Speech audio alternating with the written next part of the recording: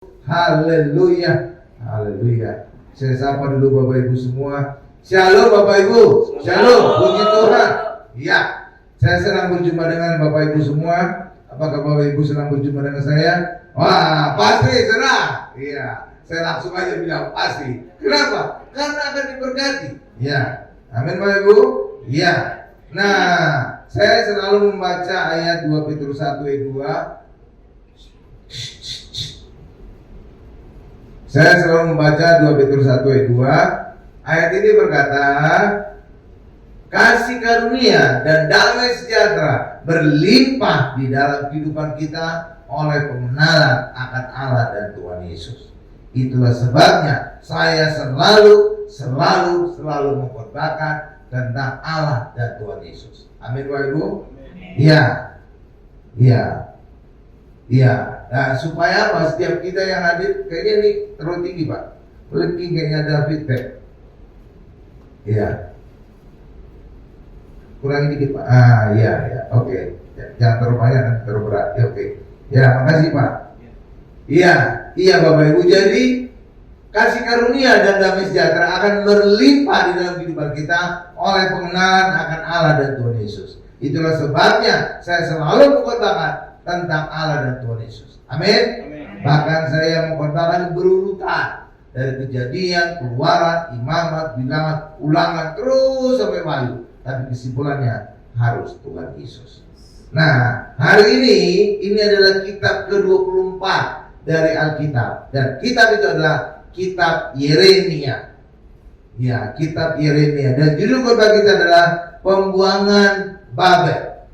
Judul khotbah kita adalah Pembuangan Babel. Apa judulnya Bapak Ibu? Pembuangan Babel. Ya, Yeremia itu Bapak Ibu sering juga disebut nabi yang merata. Kenapa? Bahkan dia juga menulis kitab ratapan. Ya Bapak Ibu. Kenapa dia disebut nabi merata? Karena dia meratapi dosa orang Israel dan ancaman pembuangan orang Israel ke Babel. Ya Bapak Ibu. Ya. Dan Nabi, saya sudah pelajari perjanjian lama Bapak Ibu. Nabi tugasnya itu ada 2. Ya, pertama adalah menyebut dosa-dosa orang Israel. Yang kedua adalah menubuatkan hukuman Allah atas dosa itu. Ya, itulah sebabnya orang Israel sebenarnya punya tugas kenabian. Itu adalah menyampaikan amanat agung Tuhan Yesus. Tetapi tugas kedua yang harusnya dilakukan oleh Nabi, tidak dilakukan oleh orang Kristen, adalah tidak menunjukkan dosa orang lain dan tidak menubuatkan hukuman Allah atas dosa itu. Iya, itulah sebabnya jabatan orang Kristen hanya 2, imam dan raja. Makanya kita disebut imamat yang rajani.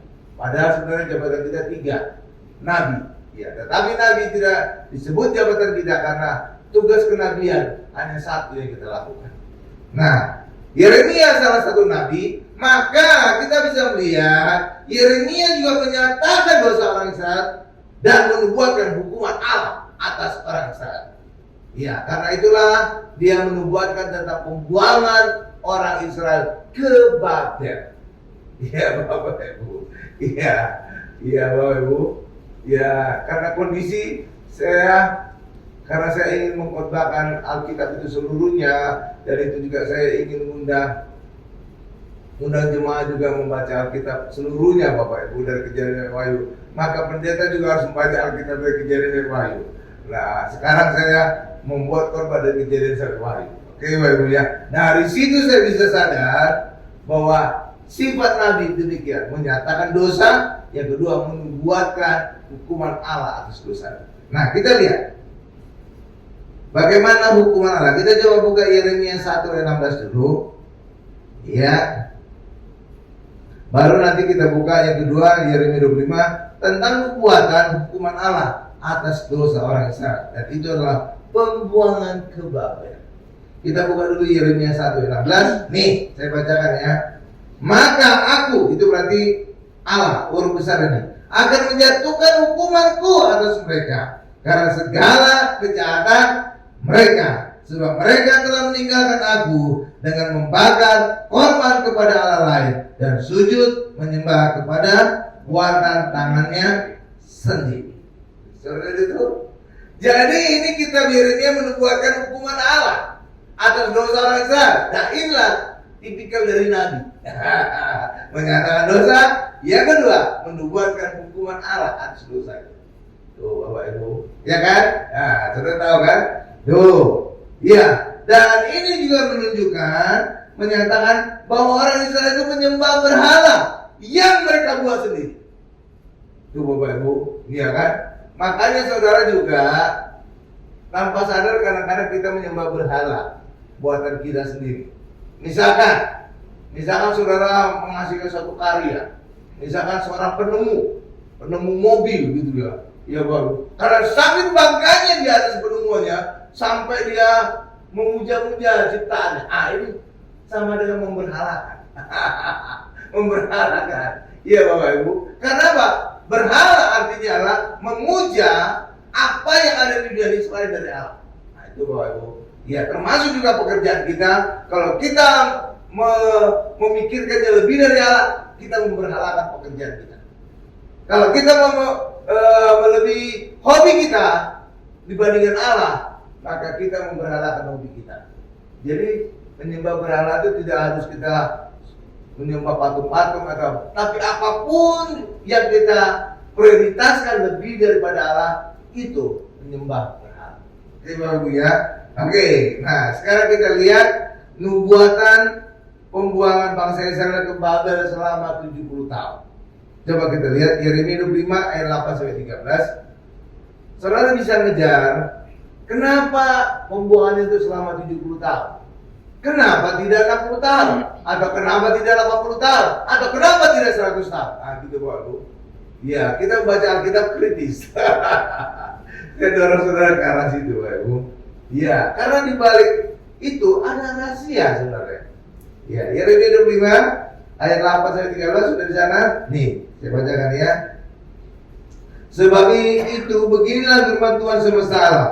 Oleh karena kamu tidak mendengarkan perkataan-perkataanku, sesungguhnya aku akan mengerahkan semua kaum dari utara. Ya, Babel itu dari utara Israel, Bapak Ibu. Demikianlah firman Tuhan, menyuruh memanggil Nebukadnezar, raja Babel, hambaku itu. Aku akan mendatangkan mereka melawan negeri ini, melawan penduduknya, dan melawan bangsa-bangsa sekeliling ini yang akan kutumpas dan kubuat menjadi kengerian, menjadi sasaran suitan, dan menjadi ketandusan untuk selama-lamanya. Aku akan melenyapkan dari antara mereka suara kegirangan dan suara pengantin perempuan, bunyi batu kilangan, dan cahaya pelita. Ayat 11. Maka seluruh negeri ini akan menjadi reruntuhan dan ketandusan, dan bangsa-bangsa ini akan menjadi hamba kepada Raja Babel 70 tahun lamanya. Katakan sama-sama saya, 70 tahun lamanya. 70 tahun. Nah, nanti saya akan jelaskan. Kenapa 70 tahun? Kenapa bukan 80 tahun? Kenapa bukan 100 tahun? Ada maksudnya. Terus. Kemudian sesudah genap 70 tahun itu, demikianlah firman Tuhan, maka aku akan melakukan pembalasan kepada Raja Babel dan kepada bangsa itu oleh karena kesalahan mereka, juga kepada negeri orang-orang Kasdi dengan membuatnya menjadi tempat-tempat yang tandus untuk selama-lamanya. Ayat 13. Aku akan menimpakan kepada negeri ini segala apa yang kufirmankan tentang dia, yaitu segala apa yang tertulis dalam kitab ini, seperti yang telah dinubuatkan Yeremia tentang segala bangsa itu. Udah ya, 13. Oke Bapak Ibu. Jadi ini nubuatan Yeremia. Nah, saudara lihat tadi yang saya katakan, tugas Nabi apa? Menunjukkan dosa umat Israel. Yang kedua, menubuatkan hukuman Allah atas dosa. Nah, gitu Bapak Ibu. Ya, itu tugas Nabi. Makanya kalau saudara baca kitab nabi-nabi Yesaya, Yeremia, Yeskel, Daniel, Hosea, Yoel, Amos, Obaya, Yunus, Mika, Nahum, Habakuk, Jebanya, Hagai, Zakaria, Milaki, gitu Bapak Ibu. Saudara melihat pola ini.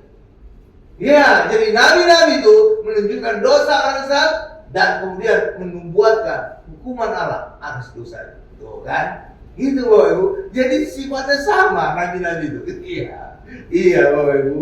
Iya. Makanya orang Kristen walaupun punya tugas kenabian memberitakan amanat agung Tuhan Yesus, tapi kita tidak disebut punya jabatan nabi.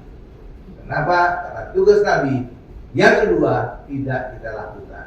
Dan itu adalah menunjukkan dosa orang lain dan membuatkan hukuman Allah atas dosa itu. Gitu Bapak Ibu. Nggak ada lagi ya. Iya, makanya orang Kristen jangan maki-maki orang yang jahat kepada dia. Terkutuk kamu nanti. Itu bukan tugas kita lagi. Itu dulu tugas nabi-nabi. Ya, oke Bapak Ibu ya.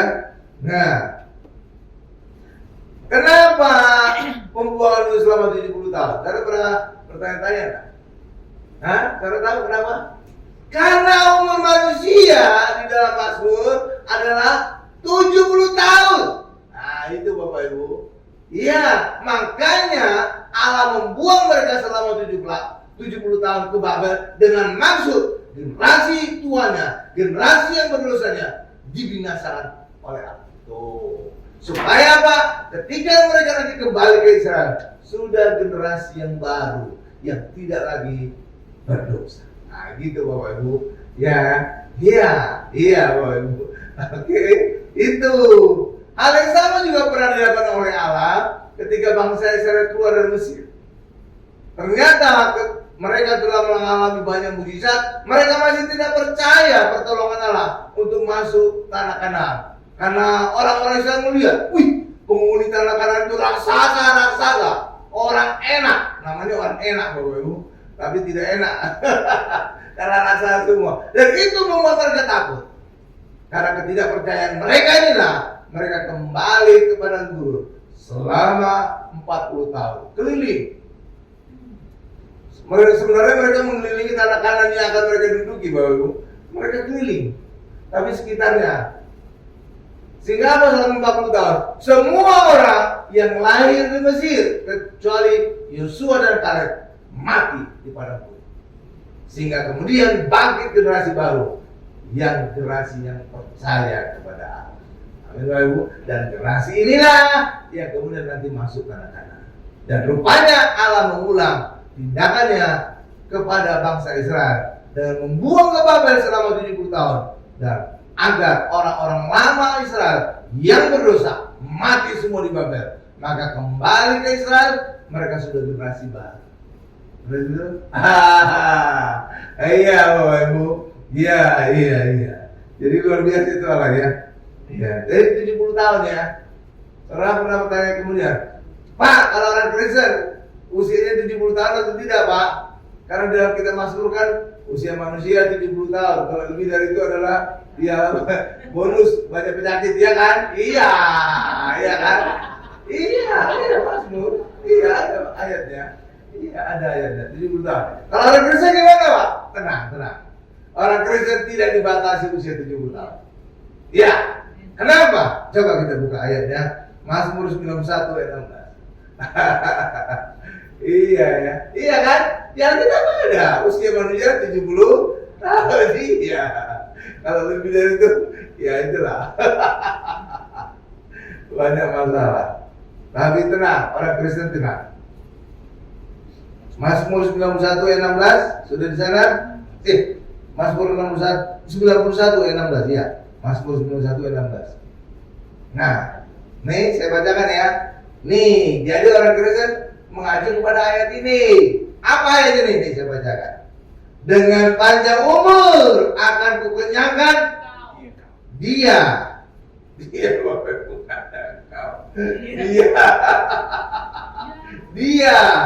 bukan dia sih ya. Dia. Dan akan kuperiakan kepadanya keselamatan daripadaku.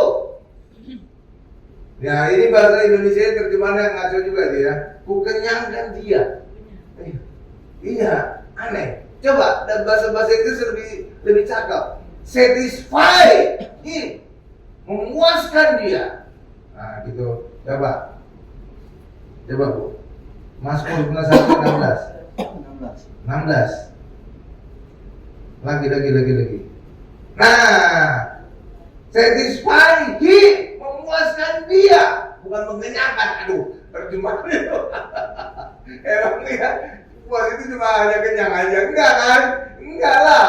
Puas itu ya bisa juga senang, nonton bagus, puas nontonnya, pertandingan bola, bagus, puas nontonnya. Enggak selalu urusan perut ini. Berarti penerjemahan orangnya gendut kalian. Mikirnya makan mulu.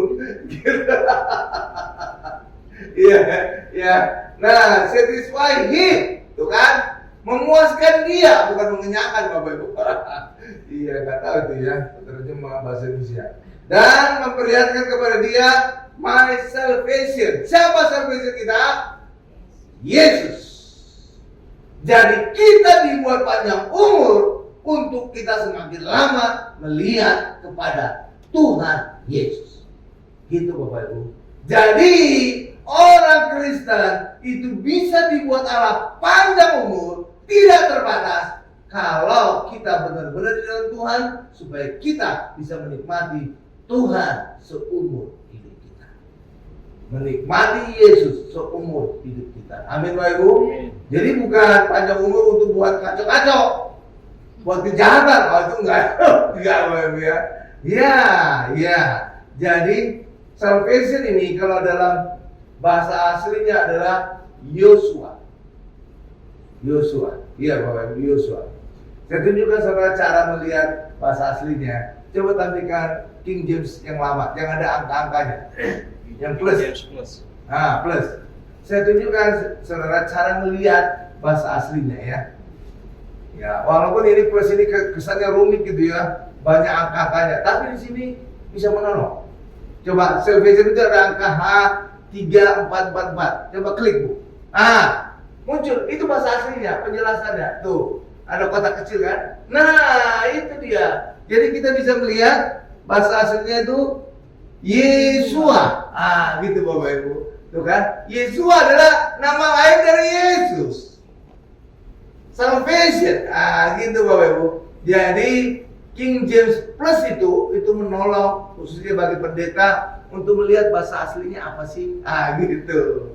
Gitu Bapak Ibu. Tapi bagi kita yang nggak terlalu perlu mendalami Alkitab, ya nggak perlu. Soalnya jadi ribet kesannya, banyak angka-angkanya gitu Alkitabnya.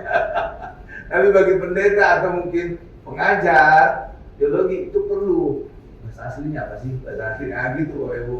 Oke ya.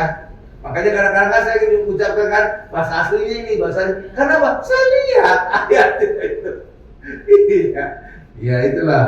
Pendetanya harus gitu dong, ya jangan kulit-kulitnya tapi gali terus sampai dalam, sampai kelihatan kutil-kutilnya. Oke Bapak Ibu ya. Ya jadi kita nggak hanya dibatasi sampai 70 tahun. Oke Bapak Ibu ya, tidak dibatasi sampai 70 tahun. Acuannya adalah sampai kita puas melihat Tuhan Yesus, sampai kita puas melihat keselamatan dari Yesus. Amin Bapak Ibu. Itu. Jadi orang Kristen tidak lagi dibatasi usia 70 tahun. Oke. Jadi sampai saudara puas. Oke, iya. Jadi makanya orang Kristen itu tidak dibatasi usia 70 tahun. Sampai saudara puas, berapapun usia saudara bisa mendapatkannya. Amin Bapak Ibu ya. Ya, haleluya. Nah, coba sekarang kita masuk bagian berikutnya, Yeremia 5 ayat 1. Jadi Allah menyuruh Yeremia mencari di Yerusalem orang yang benar. Kenapa Allah mencari orang yang benar? Menyuruh Yeremia mencari orang benar, agar orang benar itu bisa menjadi penebus bagi seluruh orang Israel. Jadi semua dosa orang Israel itu ditimpakan pada orang benar itu, agar seluruh orang Israel bisa diampuni. Dan itu menjadi gambaran siapa? Tuhan Yesus. Tuhan Yesus adalah orang benar, maka seluruh dosa dunia ditimpakan pada Yesus. Yesus dihukum agar seluruh dunia yang percaya kepada Yesus diampuni, diselamatkan. Paham Bapak Ibu? Iya, jadi sejak perjanjian lama Allah sudah mencari orang benar. Demikian juga pada saat Sodom dan Gomora akan dibinasakan, Abraham menawar kepada Allah, bangunlah Jika ada 50 orang benar, apakah engkau akan memusnahkan Sodom Gomora? Tidak. Nah, terus ditawar lagi. Jika ada 40 orang benar, jika ada 30 orang benar, terus turun sampai akhirnya 10 orang benar. Jika ada 10 orang benar, apakah engkau tetap memusnahkan Sodom Gomora? Tidak. Tapi akhirnya dimusnahkan nggak Sodom Gomora? Dimusnahkan. Kenapa? Karena tidak ada 10 orang benar. Hanya ada berapa orang yang benar? 1 orang. Iya, karena pada saat itu yang benar itu adalah Lot, istrinya dan 2 putrinya. Ada 4 kan? Tapi maaf kata ibu-ibu, bagi orang Israel, wanita nggak dianggap. Jadi yang laki-laki cuma Lot aja, jadi 1. Jadi yang hanya orang benar itu cuma 1 si Lot. Oke? Makanya Sodom Gomora tetap dibinasakan. Karena tawaran terakhir dari Abraham adalah sampai 10 orang benar. Oke? Ya, coba. Tapi perintah Allah kepada Yeremia hanya mencari 1 saja orang benar. Itu pun gak ketemu. Gawat juga. Itu yang benar-benar udah rusak itu orang Israel ya saat itu. Yeremia 5 ayat 1. Coba kita lihat. Yeremia 5 ayat 1 nih. Saya bacakan ya. Ini perintah Allah kepada Nabi Yeremia. Lintasilah jalan-jalan Yerusalem, lihatlah baik-baik dan camkanlah, periksalah di tanah-tanah lapangnya, apakah kamu dapat menemui seorang itu, tuh, bukan 10 orang, seorang. Apakah ada yang melakukan keadilan dan yang mencari kebenaran? Tuh. Maka aku mau mengampuni kota itu. Berarti itu. Jadi hanya dicari 1 orang benar. Kalau ada, maka kota itu diampuni atau seluruh bangsa itu diampuni. Nyatanya saat itu nggak ada. Berarti udah hancur ini orang. Udah rusak habis ini. Setelah itu, tapi pada akhirnya ada orang benar. Ada, dan itu namanya Tuhan Yesus. Sehingga apa? Seluruh dosa dunia ditimpakan pada Yesus. Yesus yang dihukum, mati disalib, agar semua orang yang percaya kepada Yesus tidak binasa, melainkan beroleh hidup kekal. Amin. Itu kan baik sekali kan Allah kan? Iya, nggak mengukur semua tapi mencari 1 orang benar. Iya kan? Iya, sebagai penebus. Coba kita lihat Yesus itu adalah penuh kasih karunia dan kebenaran Allah. Yohanes 1 ayat 14. Haleluya.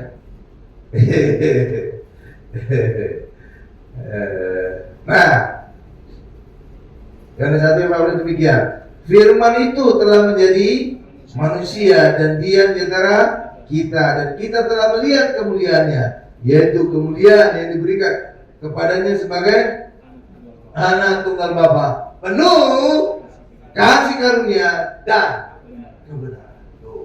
Jadi Yesus itu penuh kasih karunia dan kebenaran.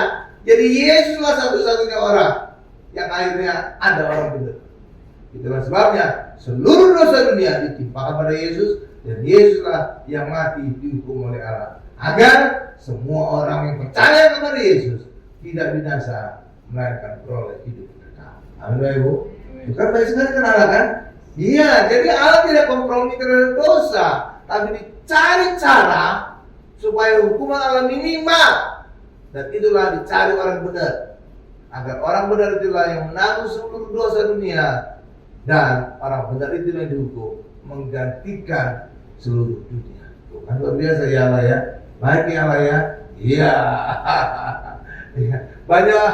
Banyak orang yang kayak meragukan. Pak, iya, tetangga sebelah khususnya. Pak, kok bisa sih Pak, 1 orang saja, Yesus saja bisa mengampuni seluruh dosa dunia? Saudara kalau ditanya demikian sama tetangga sebelah, saudara jawabnya apa? Kok bisa Pak, seluruh dunia dosanya bisa ditanggung oleh 1 orang? Kalau bisa jawabnya apa? Jawabnya adalah iya bisa. Kenapa? Dosa dunia juga karena 1 orang. Itu namanya Adam. Jawabnya itu. Iya ya. Kalau dia nggak mau juga terserah kamu. Iya kan? Iya kan, ada yang bertanya gitu. Iya, ada dulu teman saya. Iya. Kok bisa sih 1 orang saja Yesus bisa menanggung seluruh dosa dunia? Lah iya, dosa dunia juga terjadi karena 1 orang. Namanya Adam. Ya kan, gampang kan? Jawabnya iya. Makanya saudara kalau ditanya gitu, lah iya dosa dunia juga karena satu orang. Kok kamu nggak bertanyakan itu? Iya kan? Iya, iya. Nah, Allah menolak doa dan puasa orang Israel. Ya, Allah menolak doa puasa orang Israel. Coba kita lihat Yeremia 14 ayat 11 sampai 12. Ini sebenarnya bukan yang warna merah, Bu, tapi saya tambahin. Kayaknya perlu doa dan puasa. Jadi Allah tidak melihat doa dan puasa seseorang kalau orang itu tidak benar. Ya Bapak Ibu, kalau seandainya doa dan puasa itu bisa mempengaruhi Allah sehingga seseorang berkenan kepadanya, saudara tahu apa? Tetangga sebelah lebih layak masuk surga daripada saudara. Iya, iya, doanya mereka aja ibadahnya 5 kali sehari kan? Iya doanya, iya. Kalau kita mungkin sekali seminggu. Iya kan? Iya, demikian juga puasa. Ya kan? Ya, mereka kuat itu puasa. Ya kan? Iya. Kalau kita boro-boro puasa, telat makan aja mungkin udah ngomel. Iya kan? Iya. Ya.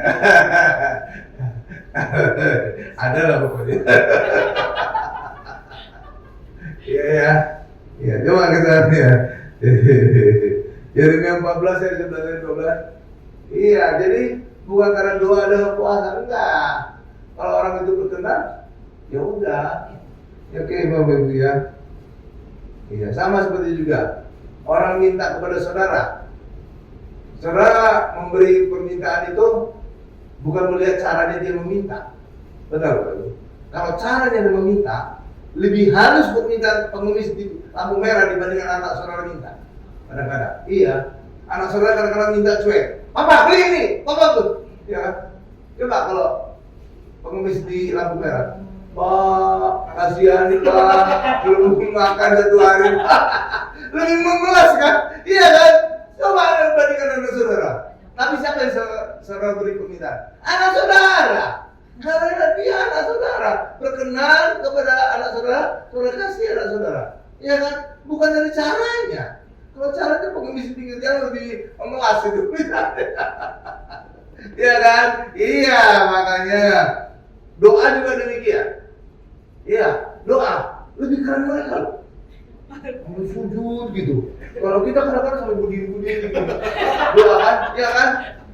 Ya, kita ke gereja juga kadang-kadang dari mall, dari mana langsung masuk aja gereja. Mereka bersih-bersih dulu. Iya kan? Iya, kalau secara fisik kalah kita. Tapi lihat, bukan dari caranya, tapi siapa anak Allah. Nah itu, kalau kita anak Allah, permintaan kita kadang-kadang sebenarnya nggak pantas, tetap aja didengar. Kayak anak saudara lah minta sesuatu, kadang-kadang lebih kasar dibandingkan pengemis di pinggir jalan. Iya Bapak Ibu, iya kan? Coba cara kita masuk nih, Yeremia 14 ayat 11 dan 12. Ya, nih saya bacakan ya. Tuhan berfirman kepadaku, janganlah engkau berdoa untuk kebaikan bangsa ini. Nah, tuh. Jadi Allah melarang Yeremia untuk berdoa untuk kebaikan bangsa Israel. Karena saat itu orang Israel berdosa banget dan Allah sudah merencanakan akan menghukum bangsa itu. Terus, sekalipun mereka berpuasa juga dicuekin oleh Allah, ya kan Bapak Ibu? Aku tidak akan mendengarkan seruan mereka. Sekalipun mereka mempersembahkan korban bakaran dan korban sajian, aku tidak akan berkenan kepada mereka. Melainkan aku akan menghabisi mereka dengan perang, dengan kelaparan dan dengan penyakit sampah. Tuh, ini benar-benar dihabisi nih Bapak Ibu. Perang, kelaparan, penyakit sampah. Oh itu udah nggak ada lagi tuh. Udah gawat, udah habis itu nanti. Ya kan? Lalu, udah ya. 12 terakhir ya, 12 terakhir. Ini mana tadi 12? Ini udah 13 ini. Oh udah habis. Gak kerasa udah habis. Ya gitu Bapak Ibu. Jadi bukan karena kita berdoa atau berpuasa yang membuat Allah berkenan. Amin Bapak Ibu ya. Tapi ketika kita anak Allah, berkenan kepada Allah, apapun yang kita perbuat Ya kadang-kadang Allah itu ya toleransi juga kepada kita Ibu ya. Ya, bahkan dikatakan seandainya Musa dan Samuel yang meminta pengampunan kepada Allah, itu juga ditolak oleh Allah. Iya Bapak Ibu. Iya, berarti itu Musa dan Samuel itu benar-benar dulu tuh ya diperhitungkan oleh Allah ya. Ya dianggap juga oleh Allah ya. Tapi itu pun jika Musa dan Samuel meminta, Allah cuek juga. Coba kita lihat. Malah Allah akan mengusir mereka. Yeremia 15 ayat 1 dan 3. Ya. Tuhan berfirman kepadaku, sekalipun Musa dan Samuel berdiri di hadapanku, hatiku tidak akan berbalik kepada bangsa. Iya, usirlah mereka dari hadapanku, biarlah mereka pergi. Tuh, Musa dan Samuel juga akan diusir kalau berdiri. Gawat kan? Tapi ada satu orang yang berkenan kepada Allah. Siapa namanya? Tuhan Yesus. Itulah yang nanti akan berdiri di hadapan Allah untuk menggantikan kita, untuk menanggung dosa kita, sehingga Allah tidak menghukum dunia, tapi hanya Yesus yang hukum menggantikan kita. Amin Bapak Ibu. Ya, karena itulah bagi kita hari ini kita beruntung punya Tuhan Yesus. Ya, jangan lepaskan demi apapun, demi jabatan, demi harta, demi kekayaan atau apapun. Jangan gadaikan Yesus dari hidup saudara. Amin Bapak Ibu.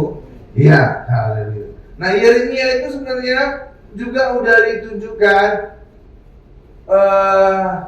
sikap Allah kepada bangsa Israel. Kenapa begitu keras? Kenapa Allah melakukan hukuman kepada bangsa Israel? Iya, itu sudah ditunjukkan lewat Allah memerintahkan Yeremia melihat tukang periuk. Tukang periuk itu bagaimana? Kalau ada periuk yang lagi dia buat, ternyata rusak, periuk itu akan disingkirkan, akan dibuat yang baru.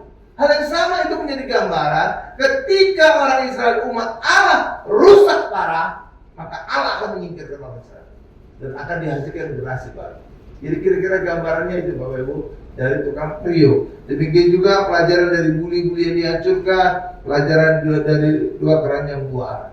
Jadi Allah menjelaskan kepada Yeremia mengapa Allah harus menghabiskan orang Israel akibat dosa-dosa mereka. Amin Bapak Ibu. Amin. Ya, tapi hari ini kita beruntung. Kenapa? Karena ada Yesus yang telah menanggung dosa kita, sehingga bagi kita hari ini Allah berkenan kepada kita. Amin. Nah, Tuhan akan memulihkan bangsa Israel. Ini dinubuatkan di dalam Yeremia 31 ayat 31 sampai 34, dan ini kemudian dikutip oleh Rasul Paulus di dalam kitab Ibrani. Nah, ini adalah nubuatan bahwa orang Israel, dan itu menjadi gambaran orang Kristen akan dipulihkan di hadapan Allah dan akan hidup di dalam perjanjian yang baru. Amin Bapak Ibu. Dan dosa kita diampuni, dilupakan oleh Allah. Nah, ini luar biasa ya. Coba kita lihat, ini agak panjang ayatnya. Yeremia 31 ayat 31 sampai 34. Nih saya bacakan ya. Sesungguhnya akan datang waktunya, demikianlah firman Tuhan, aku akan mengadakan perjanjian baru.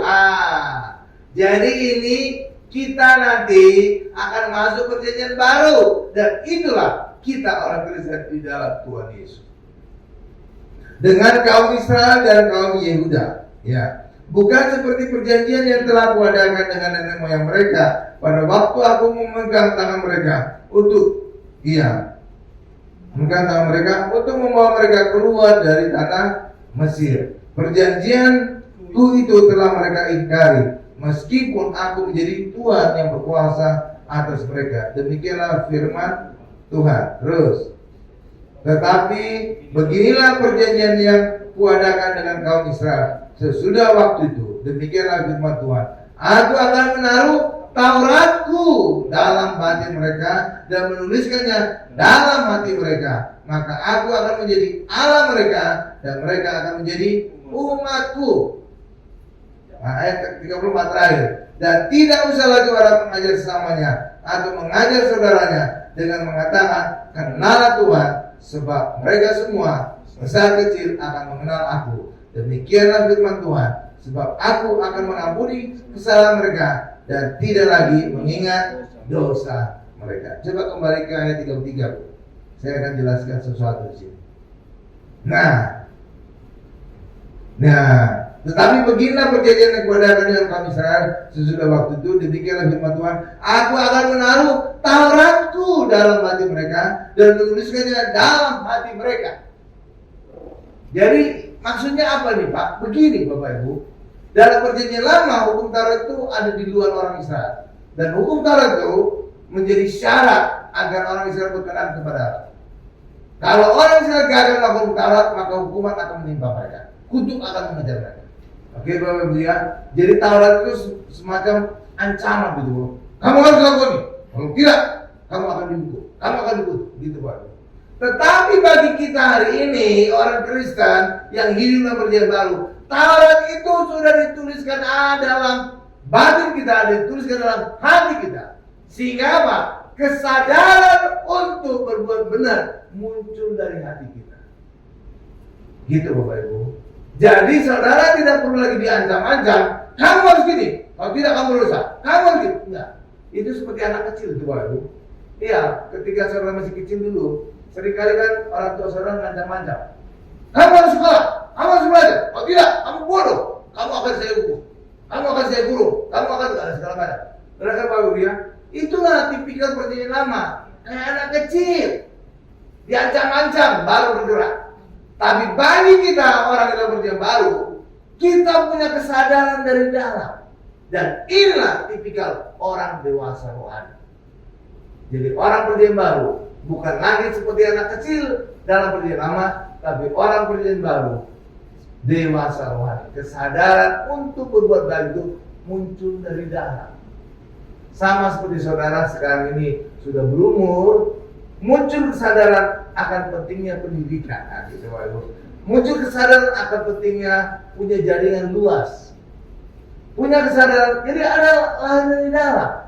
Oke Bapak Ibu ya, tidak harus didorong-dorong, tidak harus dipaksa-paksa, tidak harus ya gitu Bapak Ibu, kayak anak kecil, enggak.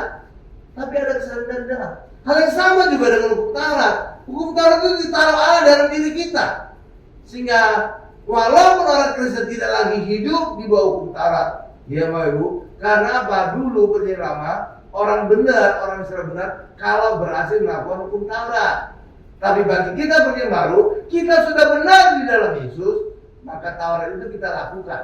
Bukan karena syarat, tapi karena kita sudah dibenarkan oleh Allah, sudah dibenarkan oleh Yesus. Amin. Beda tuh. Perjanjian lama itu hukum Taurat sebagai syarat, perjanjian baru Taurat itu kita lakukan karena kita sudah dibenarkan di hadapan Allah. Oke? Dan ketika kita sudah di dalam Yesus, maka hukum Taurat itu bisa kita lakukan lebih dari tuntutan hukum Taurat. Ya, saya seringkali beri contoh. Hukum Taurat itu ada dilarang mencuri, benar kan? Ya, ada orang tidak mencuri, tapi pelit gak minta ampun. Bukan hanya pelit, pedit gitu. Nah, orang Kristen bukan hanya tidak boleh mencuri, tapi mereka juga murah hati. Kan lebih ya dari tuntutannya. Ya kan? Demikian juga ada jangan berzina. Benar. Ada orang tidak berzina, tapi suka kekerasan dalam rumah tangga, KDRT. Nggak ada gunanya juga. Jadi orang Kristen bukan hanya tidak berzina, tapi dia juga mengasihi pasangannya. Jadi lebih yang dia lakukan. Oke Bapak Ibu ya. Nah itu kenapa? Sudah ada kesadaran dari dalam. Bukan lagi dipaksa-paksa, diancam-ancam gitu Bapak Ibu. Oke ya, ya kan? Iya. Jadi kita bukan lagi seperti anak kecil, harus diancam-ancam. Belajar kamu, 3 kelas dari kamu. Belajar kamu supaya kamu pintar. Nanti Bapak kasih hadiah gitu. Kadang-kadang dikasih iming-iming juga. Ya kan? Gak perlu lagi gitu. Iya, karena kita sudah dewasa rohani, ada kesadaran sendiri untuk kita meraih pendidikan tertinggi. Amin Bapak Ibu. Iya, itu namanya. Iya. Bahkan yang kedua yang saya ingin jelaskan adalah aku akan mengampuni kesalahan mereka dan tidak lagi mengingat dosa mereka. Ini bukan berarti Allah kompromi terhadap dosa, tidak. Tapi karena kehadiran Yesus, yang diutus Allah, maka segala dosa kita ditimpakan kepada Yesus, ditanggung oleh Yesus, maka dosa itu sekarang bersih dari hidup kita. Kenapa? Karena Yesus sebagai penebus dosa kita. Oke, haleluya. Jadi Allah mengampuni dosa kita, tidak lagi mengingat dosa kita, bukan karena Allah kompromi terhadap dosa, bukan, tapi karena Yesus telah menanggung dosa kita dan dihukum atas dosa kita. Amin. Iya, itulah sebabnya orang Kristen itu bebas dari hukuman Allah. Iya, Bapak Ibu, bukan karena Allah kompromi terhadap dosa, bukan, tapi karena Yesus telah menanggung dosa kita dan dihukum atas dosa kita. Amin. Iya, coba buka Bu, Roma 8 ayat 1. Bahwa orang Kristen itu bebas dari hukuman. Roma 8 ayat 1 ini tambahan ayat, Bu. Roma 8 ayat 1. Iya. Roma 8. Nih saya bacakan ya. Demikianlah sekarang ya Bapak Ibu ya. Saat saudara baca ini ayat ini berlaku. Demikianlah sekarang tidak ada penghukuman bagi mereka yang ada di dalam Kristus Yesus. Karena dalam Kristus Yesus, yes, kita bebas hukuman. Kenapa?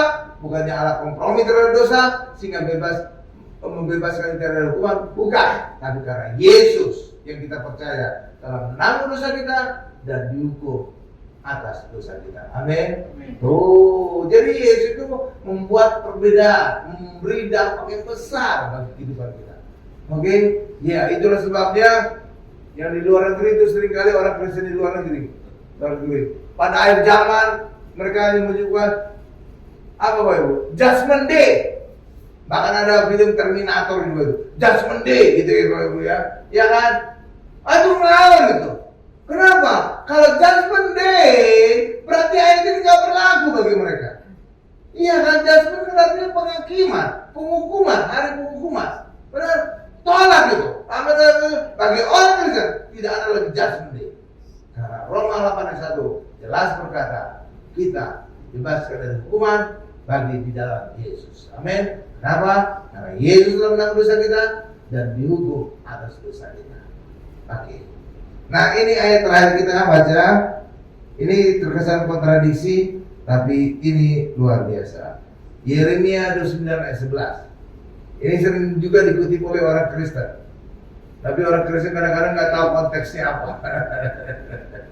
Yeremia 29 ayat 11. Sudah di sana? Nih saya bacakan ya. Ya.